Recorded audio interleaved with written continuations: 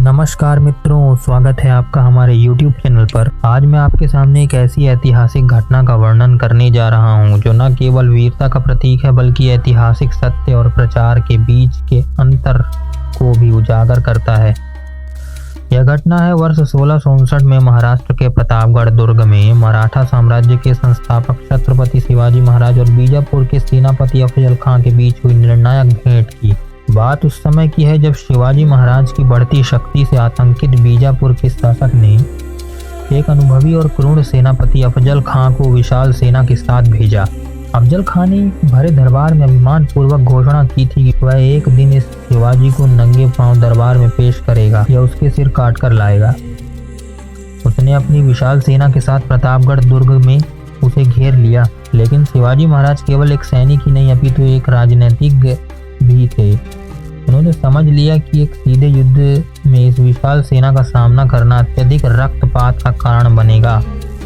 उन्होंने एक ऐसी रणनीति बनाई जो साहस और बुद्धिमत्ता दोनों का परिचय देती थी। अफजल खां ने छल का सहारा लिया। उसने एक ब्राह्मण गोपीनाथ को शिवाजी के पास यह संदेश देकर भेजा कि यदि शिवाजी सच्चे मन से आत्मसमर्पण करना चाहते हैं तो एकांत में उनसे मिलने को तैयार हैं। उसने यह भी कहला भेजा कि शिवाजी अकेले में आकर उसे विश्वास दिलाएं कि कोई छल नहीं होगा। शिवाजी महाराज ने इस प्रस्ताव को स्वीकार किया, लेकिन वह अफजल खां की कुटिलता से अनभिज्ञ नहीं थे। वह पूर्णतः सतर्क थे और उन्होंने अपने साथ अपना प्रसिद्ध हथियार व्याघ्र नख यानी लोहे के बाघ का पंजा छुपा रखा था। यह हथियार न केवल घातक था बल्कि शिवाजी की छापामार युद्ध शैली और सदैव तैयार रहने की मानसिकता का प्रतीक था। जब दोनों की भेंट हुई और अफजल खां ने आलिंगन के बहाने अपने विशालकाय शरीर से शिवाजी को जकड़ने और अपने खंजर से वार करने का प्रयास किया तो शिवाजी पलटवार के लिए तैयार थे। उन्होंने तत्काल अपने व्याघ्र नख से अफजल खां का पेट फाड़ डाला। इसके बाद अपनी तलवार से उसका अंत कर दिया। यह घटना किसी छल की नहीं बल्कि एक सतर्क और सन्निध योद्धा के द्वारा एक कुटिल और शारीरिक रूप से शक्तिशाली शत्रु के विश्वासघात का सामना करने की न्याय संगत प्रतिक्रिया थी। व्याघ्र नख का प्रयोग शिवाजी महाराज की रणनीतिक दूरदर्शिता को दर्शाता है, जिन्होंने जान लिया था कि एक हाथापाई की स्थिति में यही हथियार निर्णायक साबित होगा। अफजल खां के मारे जाने की खबर फैलते ही मराठा सेना में एक नया जोश और उत्साह भर गया। उन्होंने अफजल खां की नेतृत्वहीन और हतोत्साहित सेना पर जोरदार हमला बोल दिया। शिवाजी ने हमेशा अनावश्यक रक्तपात से बचने का प्रयास किया है और यहाँ तक कि बंदी बनाए गए सैनिकों के साथ भी उन्होंने उदारता का व्यवहार किया है। फिर भी इस जीत ने मराठा शक्ति को एक अभूतपूर्व गति प्रदान की। इसके बाद शिवाजी ने कोल्हापुर और रायगढ़ की ओर रुख किया और अपने राज्य का विस्तार जारी रखा। अब हम ऐतिहासिक सत्य के सबसे महत्वपूर्ण पहलू पर आते हैं।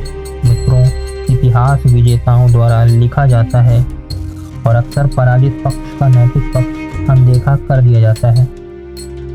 मुगल दरबारी इतिहासकारों में से जैसे कि खाफी खां ने इस घटना का वर्णन करते हुए जानबूझकर शब्दों का एक पक्षपातपूर्ण चयन किया। उन्होंने शिवाजी महाराज को काफिर और पहाड़ी चूहा जैसे अपमानजनक शब्दों से संबोधित किया। उन्होंने इस घटना को एक छल के रूप में चित्रित किया, यह दर्शाने की कोशिश की कि शिवाजी ने विश्वासघात किया है। लेकिन सत्य क्या है? सत्य यह है कि छल करने वाला पक्ष अफजल खां का था, जिसने आलिंगन के मासूम बहाने के तहत हमला किया। सत्य यह है कि शिवाजी महाराज केवल आत्मरक्षा कर रहे थे और उन्होंने एक उचित और तैयार हथियार का प्रयोग किया। मुगल लेखकों ने अफजल खां की कुटिलता को छुपाया और शिवाजी की सतर्कता, रणनीतिक तैयारी और नैतिक श्रेष्ठता को धोखा का नाम दिया। व्याघ्र नख के प्रयोग को विकृत करके प्रस्तुत किया गया है, जबकि यह एक योद्धा की अपने शत्रु से निपटने की सोची समझी और न्यायोचित रणनीति थी। यह ऐतिहासिक तथ्यों के साथ एक सुनियोजित छेड़छाड़ थी, जिसका उद्देश्य एक हिंदू शासक की वीरता और बुद्धिमत्ता को कलंकित करना था। शिवाजी महाराज की यह विजय केवल एक युद्ध जीतने तक सीमित नहीं थी। यह नैतिकता पर अडिग रहने, राष्ट्र की रक्षा के लिए कूटनीति और साहस का परिचय देने तथा हर स्थिति के लिए रणनीतिक रूप से तैयार रहने का एक उदाहरण बन गई। अफजल खां की तलवार आज भी शिवाजी महाराज के वंशजों कोल्हापुर के शासकों के पास एक जीती जागती निशानी के रूप में सुरक्षित है। इसलिए जब हम इतिहास का अध्ययन करें तो केवल एक पक्ष के विवरणों पर हमें निर्भर नहीं रहना चाहिए। हमें उन मूल तथ्यों को खोजना चाहिए जिन्हें विकृत करने का प्रयास प्रयास किया गया है।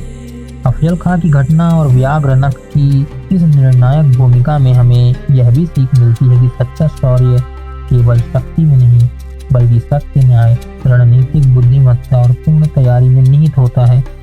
और यही कारण है कि छत्रपति शिवाजी महाराज का नाम इतिहास के पन्नों में सदैव स्वर्ण अक्षरों में अंकित रहेगा। जय भवानी, जय शिवाजी।